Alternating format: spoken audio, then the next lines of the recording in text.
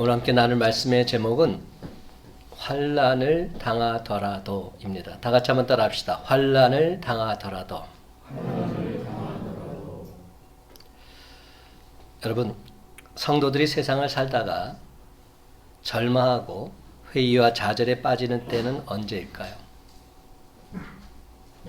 여러분은 언제 절망하고 회의와 좌절에 빠지셨습니까? 역경과 시련이 한두 번이 아니라 계속 이어지고 1년, 2년이 아니라 수년 동안 계속되어지면 그때는 하나님도 나를 버리셨나 보다. 하나님 나를 사랑하지 않으시는구나. 절망하고 회의와 좌절에 빠지게 됩니다. 제가 지난 금요일에도 설교를 했는데 다윗의 경우를 한번 깊이 생각해 보십시다. 선자 사무엘에게 장차 왕이 될 것이란 예고와 함께 기름 부음을 받은 후에 10여 년 동안 다윗의 인생은 한마디로 파란만장한 인생이었습니다. 그래도 그가 기름 부음을 받기 전에는 괜찮았습니다. 하나님을 온전히 모시고 살기 전에는 괜찮았다는 겁니다. 근데 오히려 하나님의 택하심을 받은 후에 온전히 하나님을 나의 구주로 믿고 고백한 후에 더 많은 고통과 더 많은 어려움과 죽음의 위기를 겪게 된 겁니다. 그것도 하루 이틀에 끝난 것이 아닙니다. 무려 10여 년 동안 계속 환난이 그에게 다가온 겁니다. 하나님은 없나 보다, 살아계시지 않나 보다 한탄할 만큼 오랜 세월 동안 그는 고통 가운데 있어야만 했습니다. 그러나 다윗은 이러한 환난 속에서도 하나님이 나와 함께 하심을 믿었기에 마침내 그는 이렇게 고백하고 있습니다. 우리가 잘 아는 시편 18편 말씀입니다. 1절과 6절 말씀만 제가 여러분에게 알려드립니다. 나의 힘이신 여호와여, 내가 주를 사랑하나이다. 6절, 내가 환난 중에서 여호와께 아뢰며 나의 하나님께 부르짖었더니 그가 그의 성전에서 내 소리를 들으시며 그의 앞에서 나의 부르짖음이 그의 귀에 들렸도다. 아멘입니다. 그러므로 환난은 우리 인생을 낭비하게 만드는 시간이 결코 아닙니다. 믿음의 사람에게 있어서 환난은 새로운 출발점이 되기 때문입니다. 그렇습니다. 환난은 이제 포기하라는 신호가 아닙니다. 이제 다시금 방향을 바꾸어서 새롭게 시작하라는 사인인 것입니다. 그럼 여러분, 지금 비록 도무지 견디기 힘든 환난의 자리에 있다 할지라도 하나님 그분으로 말미암아 벌떡 일어나서 위대한 승리의 자리로 나아가는 저와 여러분이 다 되시기를 예수님의 이름으로 간절히 축원합니다. 이를 위해서 오늘 본문은 특별히 하나님의 자녀들, 우리들이 환난을 당할 때 그 환난을 어떻게 극복하고 승리할 수 있는지 그 비결을 알려주고 있습니다. 바로 이 말씀 앞에는 사랑으로 섬기는 삶에 대해서 말하고 있는데 우리가 사랑으로 교회를 섬기고 교회의 머리 대신 예수 그리스도를 심써 섬기고 또 교회의 각 지체들 지극정성으로 섬긴다고 해서 우리 삶이 늘 항상 형통하고 평탄한 삶이 되지는 않는다는 겁니다. 그렇습니다. 때로는 속상한 일을 당할 때가 있습니다. 때로는 마음의 상처를 받을 때도 있습니다. 때로는 이런저런 핍박과 환난을 겪을 때도 있습니다. 그렇지만 전혀 낙심할 필요가 없습니다. 왜냐하면 우리는 결코 무방비 상태에 놓여 있지 않기 때문입니다. 그렇습니다, 여러분. 우리는 얼마든지 환난을 이겨내고 승리하는 삶을 살아갈 수 있습니다.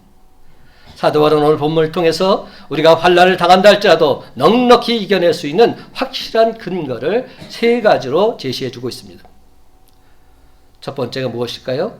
환난을 당한다 할지라도 우리에게는 소망이 있다는 겁니다. 이거보다 더한 기쁨이 어디 있습니까? 우리가 모진 환난을 당한다 할지라도 우리에게는 참 소망이 예비되어 있다는 사실입니다. 12절 상반절, 소망 중에 즐거워하며 환난 중에 참으며.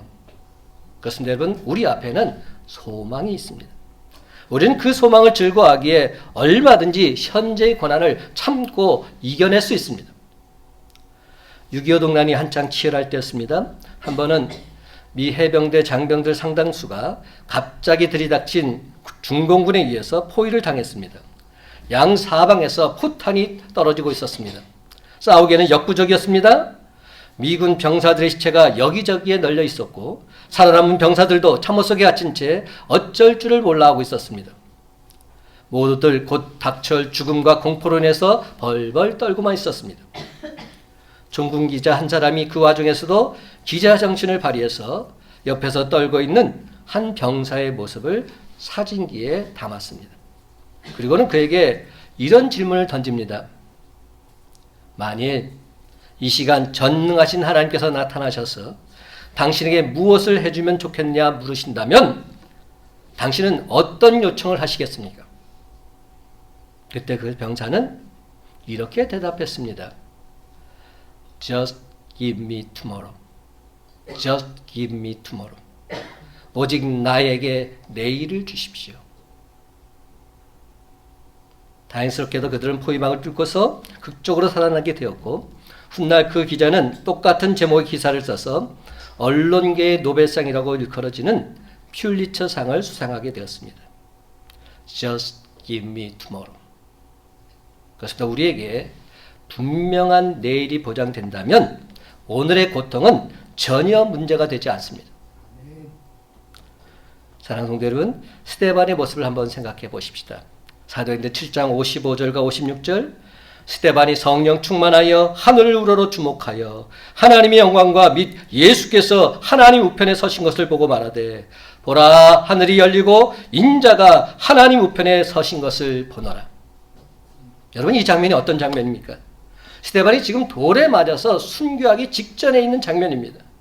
근데 그는 순교하면서까지도 무릎을 꿇고서 천사의 얼굴을 하고 오히려 자기를 죽이는 자들을 위해서 용서의 기도를 드리고 있습니다. 저들 용서해달라고.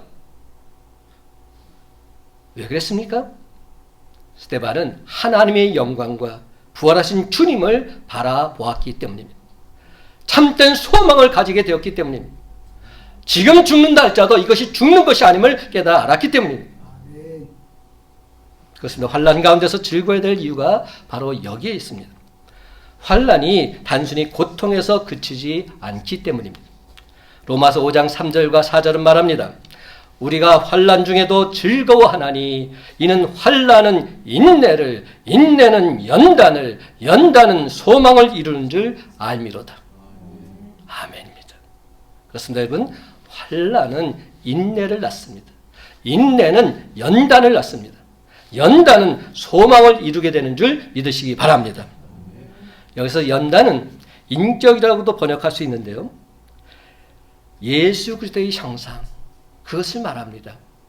예수 그리스도의 형상으로 우리가 온전히 다듬어지게 된다면 마침내 참된 소망을 성취할 수 있게 된다는 뜻입니다. 그러면 여러분, 환난이 오면 오히려 기뻐하시기 바랍니다. 환난이 오면 오히려 감사하시기 바랍니다. 그러면 그동안 꿈꾸었던 것들, 희망의 기도 제목들 하나님의 뜻대로 온전하게 합하여 이루어지게 될 줄로 믿으시기 바랍니다. 사랑하는 성도 여러분, 고난과 고통을 당할 때 절대로 원망하며 불평하지 마십시다. 오히려 그것이 내게 유익이다 생각하고 하나님 앞에 간절히 나아가십시다. 그럴 때 하나님께서는 그 환난을 소망으로 변화시켜 주실 줄로 믿습니다. 그렇습니다. 소망을 가진 자는 환난이 오면 더 잘 되리라 믿고서 참고 인내하면서 하나님의 때를 온전히 기다릴 수 있습니다. 항상 기뻐하라, 쉬지 말고 기도하라, 범사에 감사하라. 이것이 그리스도 예수 안에서 너희를 향하신 하나님의 뜻이니라.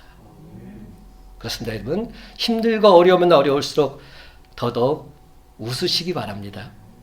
예수 믿는 사람들의 기쁨은 창조적인 것입니다. 기뻐할 만한 이유가 있어서 기뻐하는 것이 아니라 적극적으로 기뻐하기로 결단하며 기뻐하는 것입니다. 우리가 기쁨을 선택하면 성령이 말할 수 없는 탄식으로 친히 간구하사 기쁨이 우리의 삶 속에 늘 언제나 넘쳐나게 될 줄로 믿습니다. 저와 여러분은 말미암아 온 세상이 밝아지게 될 줄로 믿습니다. 여러분, 감사하는 말은 감사할 일이 생긴 뒤에 오는 말이 결코 아닙니다. 많은 사람들은 그렇게 생각해요. 어떤 감사할 일이 생기면 감사합니다 말하죠. 여러분, 감사하는 말을 해보십시오. 어떤 일이 벌어지나. 먼저 감사하는 말이 있게 되면 감사할 일도 생기게 되는 줄 믿으시기 바랍니다. 그렇다면 이제 우리들에게 다른 무슨 조건이 필요할까요? 오늘이 비록 마지막 날이 할지라도 하나님께 드리는 감사의 기도 잊지 마시기 바랍니다. 우리의 감사의 기도를 통해서 사탄 마귀는 물러가고 오직 주의 영광만이 우리 삶 속에 넘쳐나게 될 줄로 믿습니다. 사랑하는 동료 여러분, 지금 환난을 당하고 계십니까? 환난 너머에 있는 찬란한 영광 바라보시기 바랍니다. 로마서 8장 18절 말씀, 생각하건대 현재의 고난은 장차 우리에게 나타날 영광과 비교할 수조차 없도다. 우리는 또한 로마서 8장 28절 말씀 너무나 잘 알고 있습니다. 우리가 알거니와 하나님을 사랑하는 자 곧 그의 뜻대로 부르심을 입은 자들에게는 모든 것이 합력하여 선을 이루느니라. 모든 것입니다. 모든 것. 그렇습니다. 우리에겐 이와 같이 분명한 소망이 있기에 우리는 환난 가운데서도 얼마든지 참고 견딜 수 있습니다. 우리는 환난 가운데서도 항상 기뻐하며 찬송할 수 있습니다. 우리는 환난 가운데서도 범사에 하나님께 감사의 기도를 드릴 수 있습니다. 그렇습니다. 여러분, 우리에겐 진정 영광된 소망이 예비되어 있기에 환난 가운데서도 기쁘고 즐거운 마음으로 끝까지 참고 견디면서 하나님께 경배와 찬송을 올려드리는 저와 여러분의 복된 삶이 다 되시기를 예수님의 이름으로 간절히 축원합니다. 두 번째로, 환난을 당하더라도 우리에게는 기도가 있습니다. 우리 믿는 자들의 가장 큰 특권이 기도할 수 있다는 겁니다. 12절 하반절, 기도에 항상 심쓰며. 그러면 우리는 기도에 항상 심써야 합니다. 여러분, 우리가 환난을 능히 이겨낼 수 있는 두 번째 근거는 기도가 우리를 뒷받침해 주고 있기 때문이지요. 오늘 본문을 기록한 사도 바울을 예를 들어서 한번 생각해 보십시다. 그가 2차 전도여행 중에 빌립보에 이르렀을 때입니다. 그 성에는 점치는 귀신 들린 여종이 하나 있었습니다.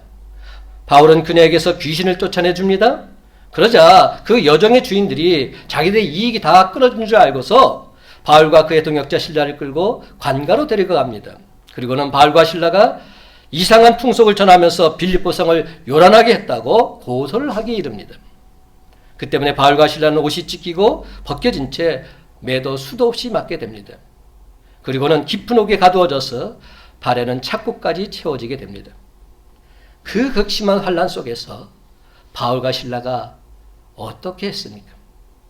밤중에 그들은 하나님께 기도했습니다. 밤중에 그들은 하나님을 찬미했습니다. 그들은 환난 가운데 기도와 찬미로 하나님께 영광을 돌린 것이죠. 그러자 놀라운 일이 발생했습니다. 그러니 큰 지진이 일어나서 옥토가 흔들리기 시작합니다. 드디어 옥문이 열립니다. 모든 사람들의 매인 것이 다 풀어지고 있습니다. 이에 간수는 깜짝 놀라지 않을 수 없었지요. 그는 죄수들이 다 도망온 줄 알고서 검을 빼들고서 자결해서 죽으려 했습니다. 바로 그때 사도 바울이 크게 외칩니다. 내 몸을 상하지 말라. 우리가 다 여기 있노라. 이 사건이 계기가 되어서 간수와 그의 온 집이 세례를 받고 하나님을 믿게 된 것입니다. 훗날 사도 바울은 그때 일을 회상하면서 빌립보 성도들을 향해서 이렇게 권면합니다. 우리가 너무 잘 아는 말씀, 빌립보서 4장 6절과 7절 말씀. 아무것도 염려하지 말고 다만 모든 일에 기도와 간구로 너희 구할 것을 감사함으로 하나님께 아뢰라.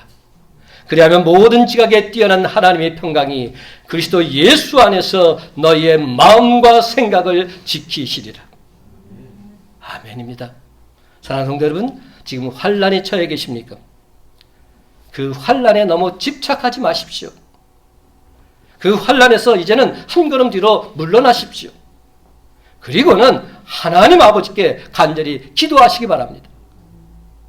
그리하면 하나님께서 우리 마음속에 참된 평강을 주실 것입니다. 그리고 웃으면서 다시 힘차게 앞으로 전진해 나가시기 바랍니다.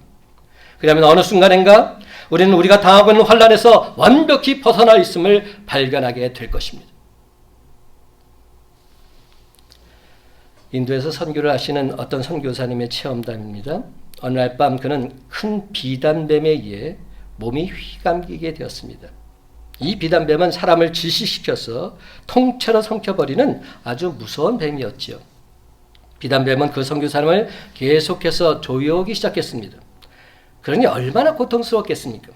그러나 그 선교사님은 고통 가운데서도 자기가 빠져나오려고 발버둥치지 않았습니다. 하나님의 인도하심에 자기의 삶을 맡기겠다는 마지막 기도를 조용히 드렸습니다. 그리고는 평소에 즐겨 암송하던 시편 23편 고요히 묵상하기 시작했습니다.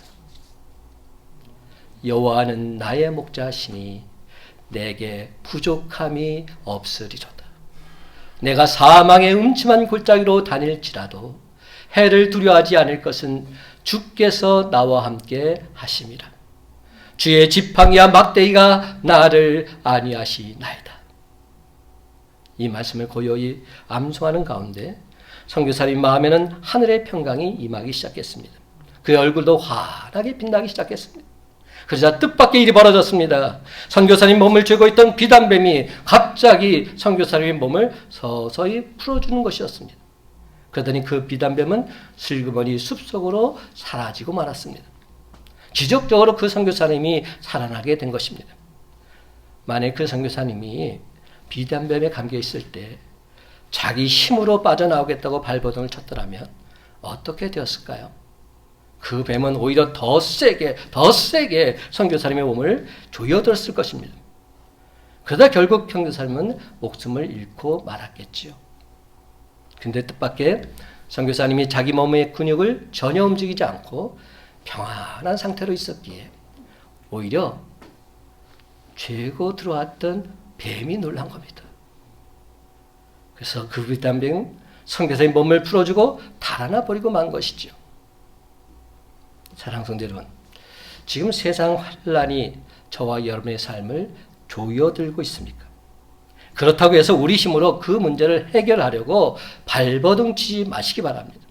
우리가 몸부림친다고 해서 그 문제가 해결되지 않습니다. 오히려 그 순간 하나님께 간절히 기도하시기 바랍니다. 시편 50편 15절은 말합니다. 환난 날에 나를 부르라. 내가 너를 건지리니 네가 나를 영화롭게 하리로다.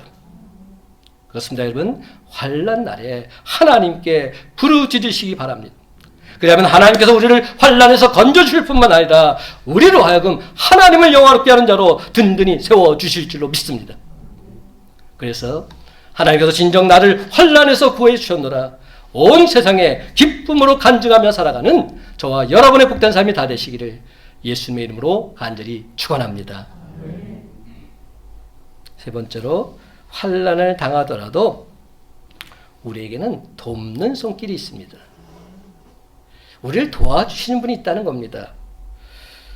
13절 말씀, 성도들의 쓸 것을 공급하며 손 대접하기를 힘쓰라. 사도 바울이 오늘 본문을 기록할 당시의 성도들은 많은 환난을 겪고 있었습니다. 특별히 경제적인 고통이 극심했습니다. 히브리서 10장 32절, 33절, 34절 말씀, 전날에 너희가 빛을 받은 후에 고난의 큰 싸움을 견뎌낸 것을 생각하라. 혹 비방과 환난으로서 사람에게 구경거리가 되고 혹 이런 형편에 있는 자들과 사귀었는 자가 되었으니 너희가 갇힌 자를 동정하고 너희 소유를 빼앗기는 것도 기쁘게 당한 것은, 그 다음 말이 중요합니다. 더 낫고 영구한 소유가 있는 줄 알미로다. 우리가 사람들에게 구경거리가 되고 온갖 비난과 핍박을 받더라도 우리가 그것을 견딜 수 있는 것은 우리에게 더 낫고 영구한 소유가 있는 줄 믿기 때문입니다. 영원한 하늘나라가 우리에게는 예비되어 있기 때문에 걱정할 것이 없는 것입니다. 초대교회 성도들은 신앙 때문에 자기의 소유를 다 빼앗겼습니다. 재산을 몰수당했습니다. 더러는 박해를 받았습니다. 감옥에 갇히기도 했고, 더러는 마을에서 추방당하기도 했고, 더러는 죽기까지 했습니다. 사도 바울은 예수로 인해서 핍박받는 이들을 염두에 두고서 성도들의 쓸 것을 그들에게 공급하라 권면해 주고 있습니다. 실제로 초대교회 성도들은 힘들고 어려운 지경에 처한 사람들 구제하는 일에 적극적으로 힘썼습니다. 그래서 그들 중에 있는 자들은 자기의 집이나 밭을 팔아서 그 판 것을 사도들의 발 앞에 갖다 놓았습니다.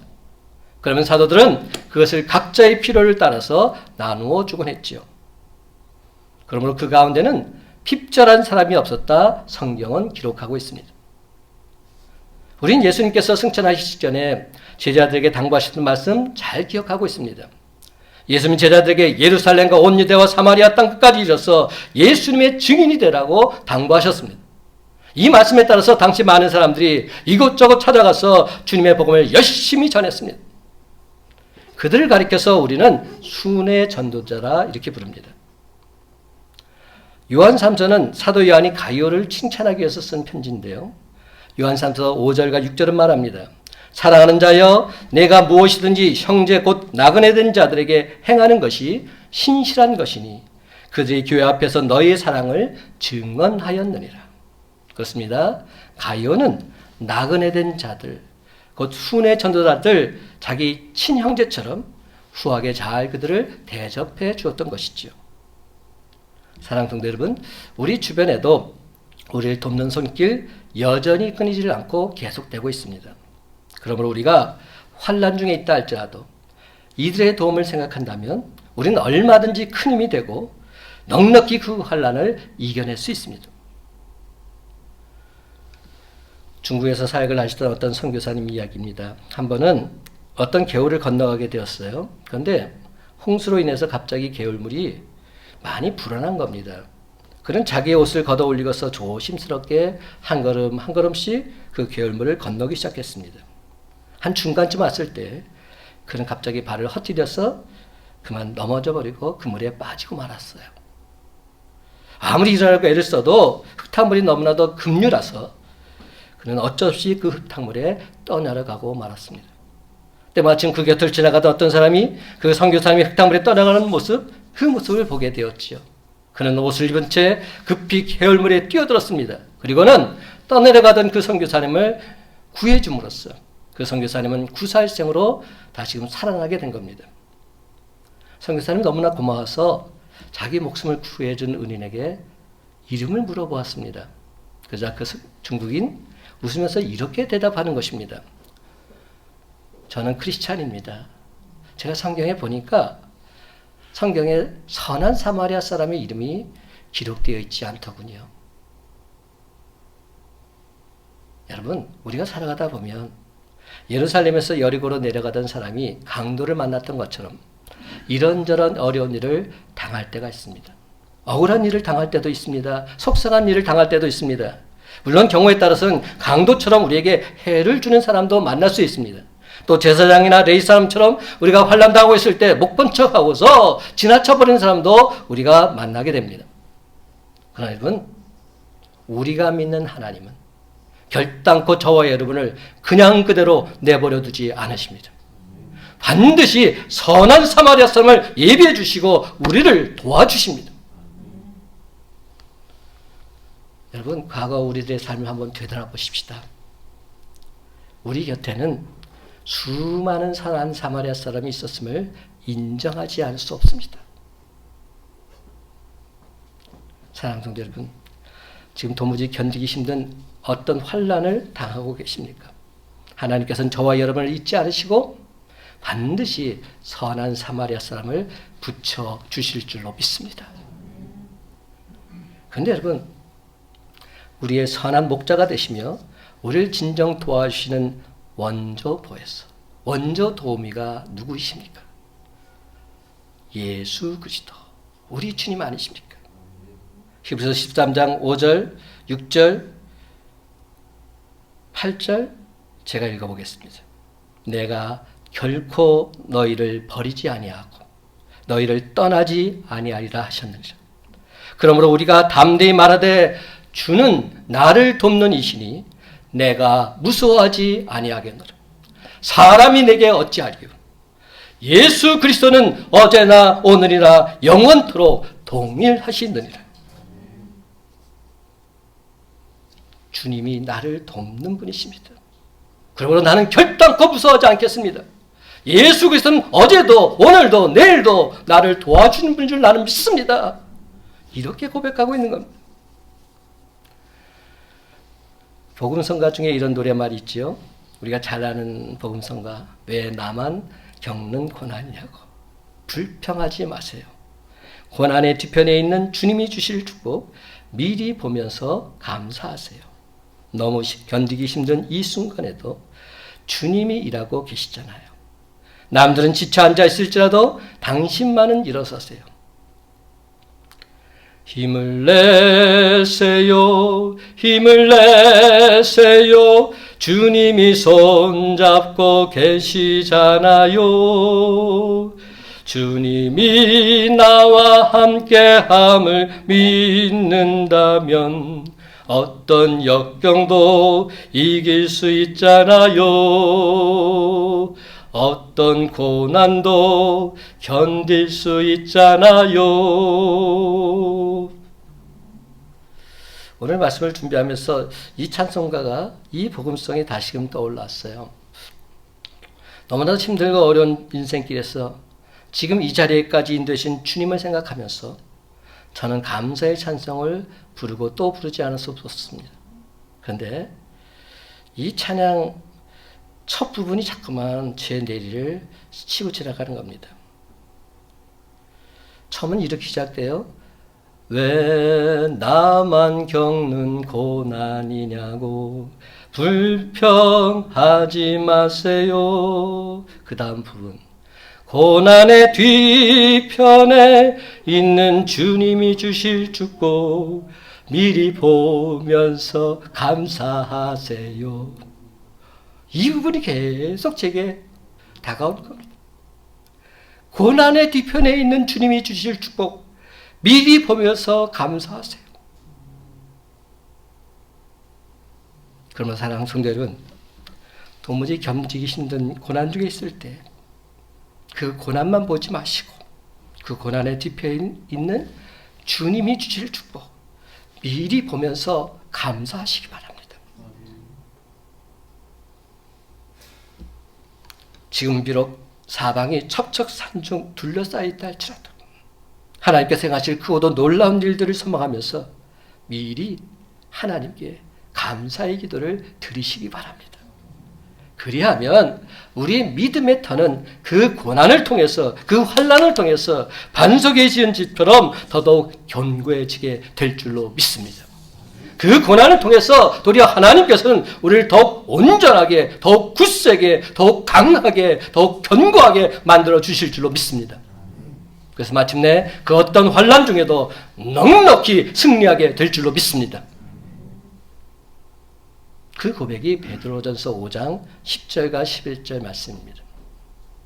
모든 은혜의 하나님 곧 그리스도 안에서 너희를 부르사 자기의 영원한 영광에 들어가게 하시니가 잠깐 고난을 당한 너희를 친히 온전하게 하시며 굳건하게 하시며 강하게 하시며 터를 견고하게 하시리로다. 권능이 세세무궁하도록 그에게 있을지어다. 아멘입니다. 모든 은혜의 하나님, 그 모든 은혜의 하나님이 어떤 분이시라고요? 그리스도 안에서 우리를 부르사 자기의 영원한 영광에 들어가신 분이 바로 우리가 믿는 은혜의 하나님이십니다.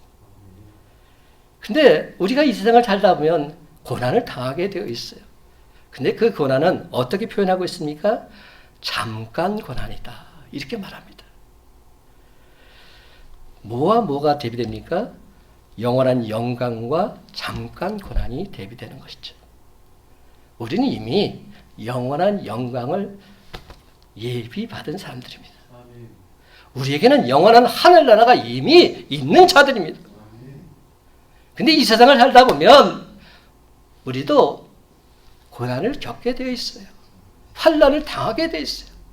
근데 그 고난, 그 환난은 잠깐 고난이고 그 고난을 통해서 하나님께서 우리를 온전하게 하시고 굳건하게 하시고 강하게 하시고 터를 견고하게 해주신다 말씀하고 있는 겁니다. 여러분, 우리 모두는 영원한 영광에 들어간 하나님의 자녀들인데 장차 주님 품 안에서 영생 복락을 누리게 될 줄로 믿습니다. 그러므로 그 어떤 환난도 우리에게는 잠깐 고난에 불과합니다. 그러므로 사랑하는 성도 여러분, 이제는 환난을 당하더라도 우리에게는 소망이 있습니다. 환난을 당하더라도 우리에게는 기도가 있습니다. 환난을 당하더라도 우리에게는 돕는 손길이 있습니다. 주님이 계십니다. 우리의 참 소망이 되시며 중보기도자가 되시며 원조 보혜사가 되시는 예수님께서 우리와 늘 항상 함께 하시겠다 약속하고 계십니다. 그 주님이 우리에게 이렇게 말씀하십니다. 요한복음 16장 33절 말씀. 세상에서는 너희가 환난을 당하나 담대하라. 내가 세상을 이기었노라. 아멘입니다. 세상에서는 우리가 환난을 당할 수밖에 없지만 담대하라는 겁니다. 주님께서 대신 싸워서 이겨주시겠다는 겁니다. 그렇습니다. 우리 주님이 나 대신 싸워주시기에 그 어떤 환난도 우리를 결코 넘어뜨릴 수 없습니다. 우린 이미 영화로운 자로 확정된 사람들입니다. 우리 모두에겐 궁극적인 승리가 이미 보장되어 있습니다. 세상에선 너희가 환난을 당하나 담대하라. 내가 세상을 이겼노라. 이제 말씀을 맺습니다. 사랑하는 성도 여러분, 이 믿음 가지고서 그 어떤 환난과 핍박에도 전혀 흔들리지 마시고 하나님 말씀 붙잡고 간절히 기도함으로써 마침내 승리의 개가를 부르는 저와 여러분의 복된 삶이 다 되시기를 예수님의 이름으로 간절히 축원합니다.